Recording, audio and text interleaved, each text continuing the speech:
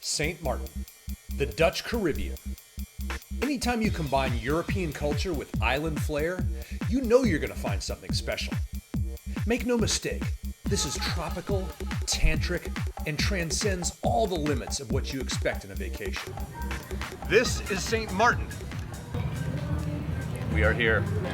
I just need to get a little kink going in there. Can you do that for me? St. Martin is firmly planted in the here and now. There is trouble. This place is a tourism mecca. You've got beach bars, t-shirt shacks. They even have a hard rock cafe. And the place is Dutch. These people invented the red light district. I can see you with some platform shoes Yeah. that have goldfish in them and stuff. Yeah. That'd be good luck. I like those type of shoes. What do you want? I mean, it's Dutch. This ain't your first rodeo, is it, Cheryl? I mean, how different can you get? Nice. Something tells me we're gonna have a good time here. All right, well, it was good talking to you. Of course, it'll all be good, clean fun. Welcome to St. Martin, the red light district of the Caribbean.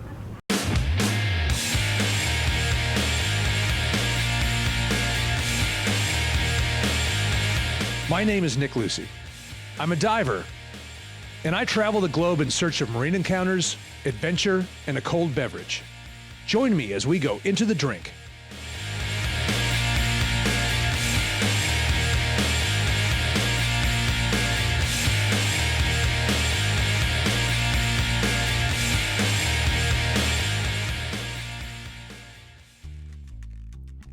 Some people feel the need to use the excuse that it's 5 o'clock somewhere. But in St. Martin, it's all alcoholic. I mean academic.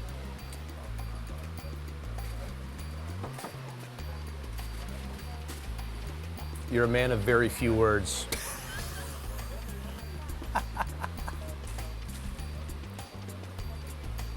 You are a good friend indeed.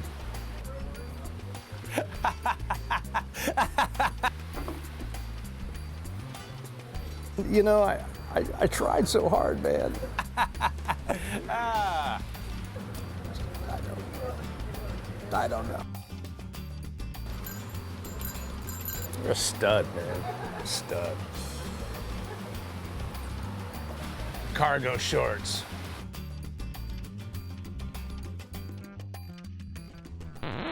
Now you might be asking yourself, how did I let myself get to this state? Well, let's rewind. Yep, I found my scapegoat. Meet Bob. Bob's a local restaurant and bar owner and a guava berry rum expert. He's gonna help me get in a little trouble. I mean, I've seen the logo before. I mean, the old man, you know, that's, how do you forget an old man? I want to say it's one of the #1 selling drinks in most of the bars and restaurants. If you go to this island, you haven't heard about the guava berry rum, then you miss a piece of the island. So it's your bestseller, hands down. Yeah. Because it's the local drink. It's the local drink. What do they produce with it? What type of drink is it? It is, they have the rum, this is what you have in your hand. Okay. It's your rum. The most sold though is the guava berry liqueur. That is what they're gonna make. They make the guava berry liqueur, they make it into pina colada. It's called the guava berry colada. That sounds good. And that is what island is famous for. And you own a couple of bars on the island. Correct. So you're the expert at this. You know what people like and the flavors. This is our #1 selling frozen drink, Wow. next to a rum and coke. A guava berry colada. Correct. I've got to try this. Okay, let's try one of each. What's your name? Camille. Camille? This, yes. This is a guava berry rum. That's a guava berry rum. My shop, guava berry rum, yeah. Okay. And the guava berry. Smells like rum. It's very smooth. It is It's got a nice little fruity Yes. flavor to it as well. You That's don't great. have to mix it. You pour it over ice and sip it. That's good. This is a liqueur. This is Guava the berry liqueur. Yes. Bottoms up. It's the name of your bar too, isn't it? Bottoms up. That's a little bit more like cough syrup. Because it's warm. yeah. But if it's served cold. When it's cold, it's good. You pour it over ice and sip it. And now the colada. Gotta try the colada.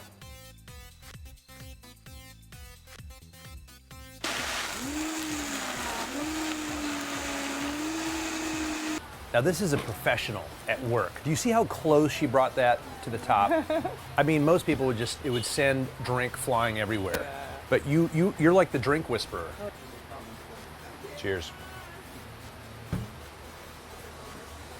Now that's what I'm talking about. That is good. Made from the Tasty. liquor. And Coconut cream, coconut cream, pineapple juice. Pineapple juice. Guava colada. Guava berry colada. That's tasty. Okay. Thank you. Yep. You know, that's the beauty of television, Bob. Sometimes you just have to do takes over and over and over again. In the case of, you know, It's as a bartender, we have to drink every time to taste that the product is good for your customers. it's all about quality control. Let's drink to that. Quality is job one. Cheers. Cheers, Bob. Thanks, Bob. No problem, sir.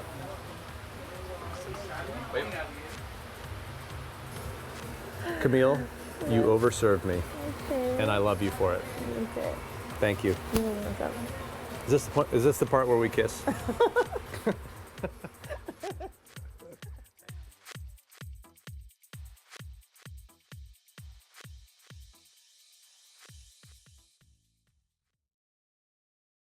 St. Martin, you're all you're cracked up to be. Sure, your red light atmosphere had its allure, but you were a little bit more reserved than I had given you credit for. You served and overserved me well, but it was time to set sail and bid the island adieu. Now, getting on a boat the day after being overserved guava berry rum isn't always my first choice. But as nice as it was to go ashore and enjoy St. Martin, it was time to get my sea legs back aboard the Caribbean Explorer 2, my floating resort for the week. I mean, after all, this is what I came here for. The waters surrounding the Dutch Caribbean have opened my bloodshot eyes to the little things on the reef here.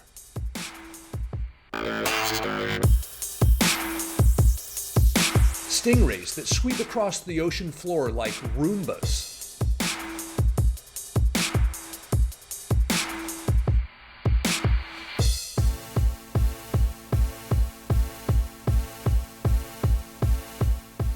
Feather duster worms that evoke imagery of Native American headdresses.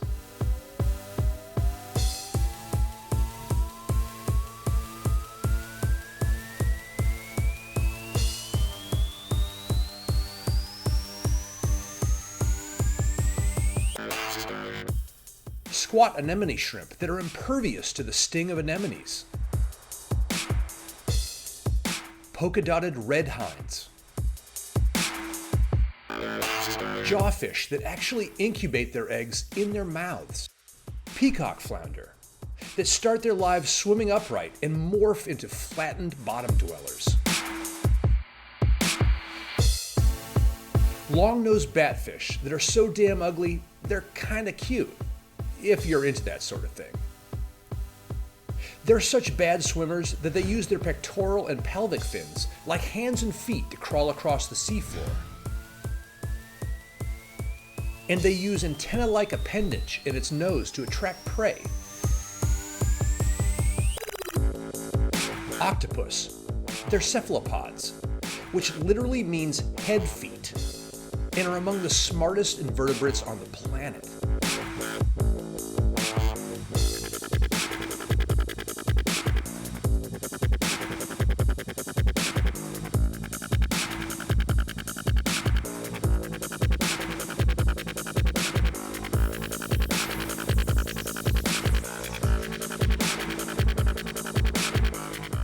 Orange ball anemones.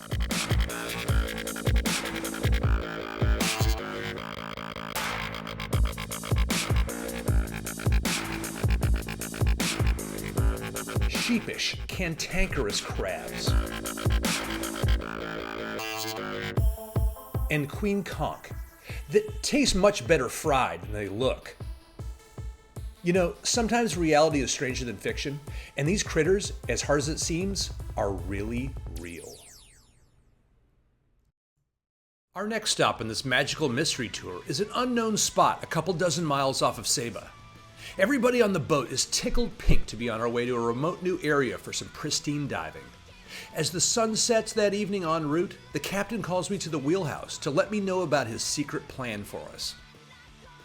Ian is the captain of the Caribbean Explorer 2, a salty Brit and a charming bloke. He tells me that because the seas are calm, we have the chance to dive a wreck that is very rarely visited. We're trying to hit a wreck 22 miles from shore out in the middle of the Caribbean Sea. So where'd you get these coordinates, Captain? We've got a couple of sets of coordinates. One came from Saba Marine Park, and one came from a dodgy character working for Sea Saber. So basically, we don't know where we're going. We don't know if the numbers are correct, so it's we shall see when we get there. So we're going to try and go and find it. What if we don't find it? I'm very confident we will find it. If we don't, we will dive somewhere else. Somewhere 22 miles from here. Yes. After talking to the captain, I had more questions than answers. So rather than push the self-destruct, I chose the happy hour button, had a nightcap, and was gently lulled to sleep to dream of the wreck. I woke to the sound of the anchor line. We've arrived at Saba Bank, the largest submerged atoll in the entire Caribbean. When you have this kind of underwater structure this far from land, you know the diving's going to be good. Good morning. As you can see, we've done the long and treacherous journey out from Saba. We're at the Saba Banks. Big area, 20 square miles. We knew there was a wreck out here somewhere. We were given some GPS coordinates by a couple of people. They were both wrong. So as you saw this morning, we did a lot of driving around trying to find it. Brett can tell you more because he was down there. It's laying fully intact, sitting upright on the bottom. It is swarming with reef sharks, eagle rays, wahoo, pompano, amberjacks, everything. The anticipation is driving me crazy, so I'm stoked to be the first in the water. The cranes and upper deck seem to be as they were whenever this ship went down. I descend through clouds of jacks. Barracuda. There's life growing on every part of it and swimming all around. My first impression, I'm awestruck by the sheer size of this wreck. It's rumored to be called the Marina, but we only know it as the ghost ship. And as I reach the bottom, I feel the pressure of 140 feet of salt water above me. I know that my time's limited at this depth, and will have to soak in all the intrigue very quickly. When a wreck this size sits in a patch of sand this far from land, nearly every creature in the immediate vicinity is attracted to it for the very basic necessities.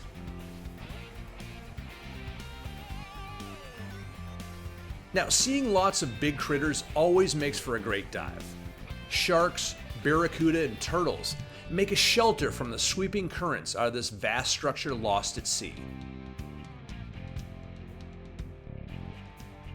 Just before I have to begin the ascent to the surface, something catches my eye, a rogue fish trap abandoned on the seafloor. Despite the fact that this wreck has gone unknown and undiscovered to so many humans, it's clearly not a mystery to the tons of fish who now make it their home. I'm dizzied by the cornucopia of life and the opportunity to dive a wreck so well preserved and unknown.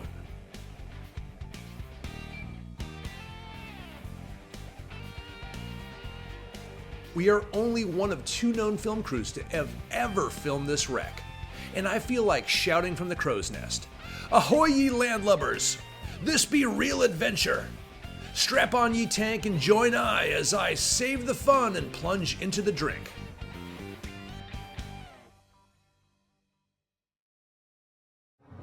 Johnny, you got that dive knife? Yep. This is not a dive knife, sir. This is a dive tool. You are a dive tool, my friend. That is another story for another day. Hey, I think we've got a mission to put this to good use. Randy said he saw a fish trap on the starboard side of the wreck. Yeah. And apparently there's a couple of nurse sharks inside. Not good. It's been there for a while. There's a lot of coral growth on it. So let's liberate some nurse sharks, shall I'm we? all for it. Okay. You gonna do the cutting or am I gonna do the cutting? Why don't we tag team? I like Let's that. see how it goes, because we're going to make a pretty big hole to let those bad boys out. Okay. So, all right, man? Yep.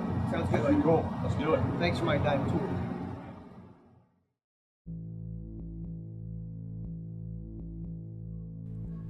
To many recreational divers, diving is all fun and games. But today, we're on a mission. We descend to the ghost ship to find the fish trap we spotted on our first dive.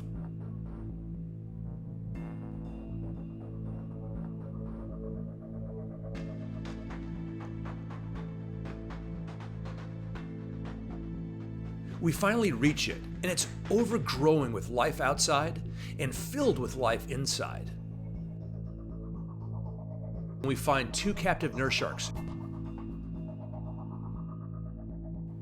Now, sharks sometimes get a bad reputation as being man-eaters, but anybody who knows anything will tell you that nurse sharks are totally harmless.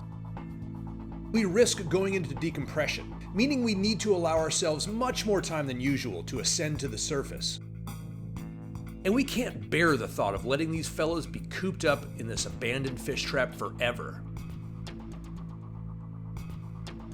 It's pretty clear to us that they swam into it when they were much younger and smaller, and basically grew up inside it. That's no way for a shark to live its life. It's just gotta be free.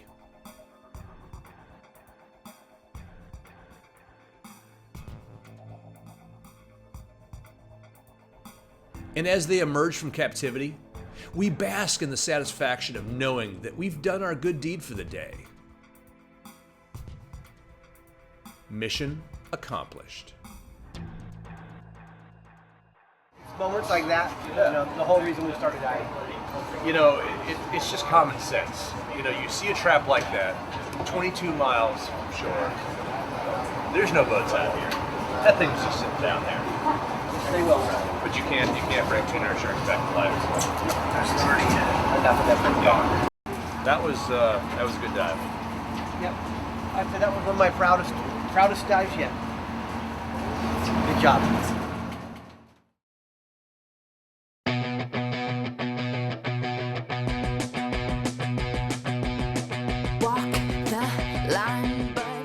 It's time to head back to St. Martin. Nick's afraid of heights and just won't admit it. Any excuse to have a good time, right? Staples, a brigantine 2-masted sailing boat, Staples. I'll take the boat.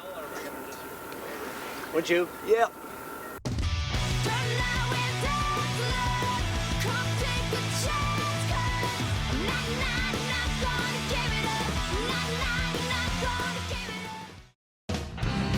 Going parasailing.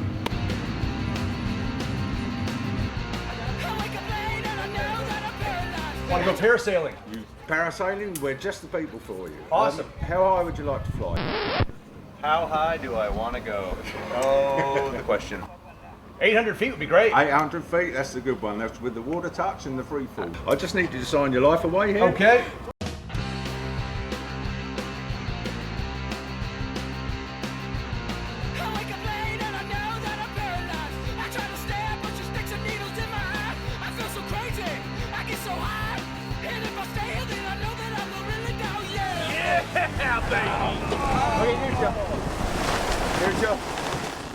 A little drama on the parasail boat.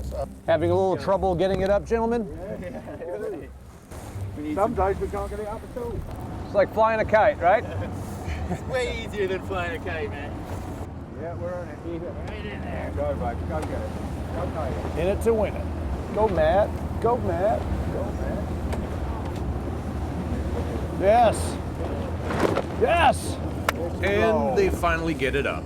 Yay! I'm ready.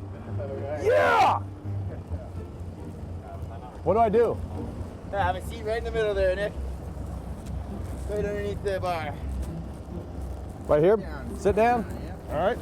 Okay, man, so you always want to keep this padded part under your thighs. Don't- Don't hang on to the metal clips at all, okay? Okay. Hang on to the straps below. And if you want to come back down, if you're scared, cross your legs back and forth, okay? You know, when I'm in the islands, I like to get a little high. Now, the crew of Into the Drink can attest to the fact that I'm simply petrified of heights. But for some reason, I feel oddly at ease 800 feet above the earth.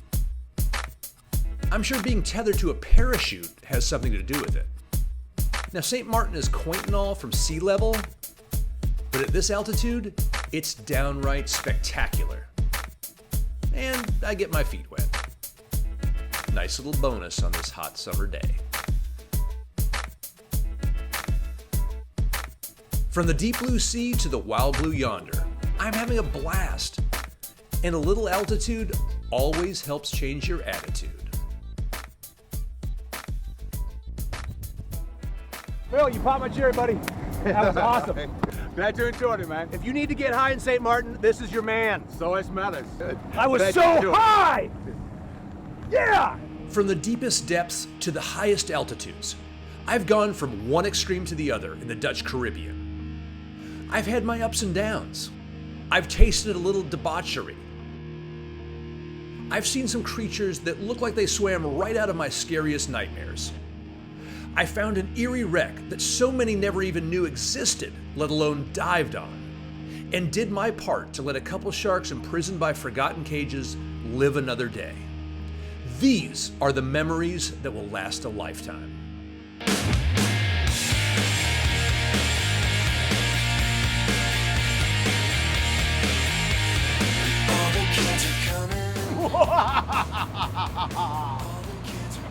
Lionfish will die.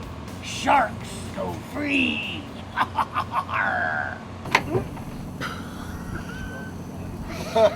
Were you doing a table dance or what? Did you miss it? Whoa. Put that on. You okay? Hey, quiet on the set. Quiet on the set. You're trying to destroy things here? Sorry. Oh. Couldn't stop table dancing. But most of all, don't forget that my shoes are completely wet now. Okay, you need to take your pants off or something. Come on. Now that I can do. Good stuff. Thank you, Caribbean Explorer 2. Happy Easter. Hippity hoppity, Easter's on its way. We're going parasailing.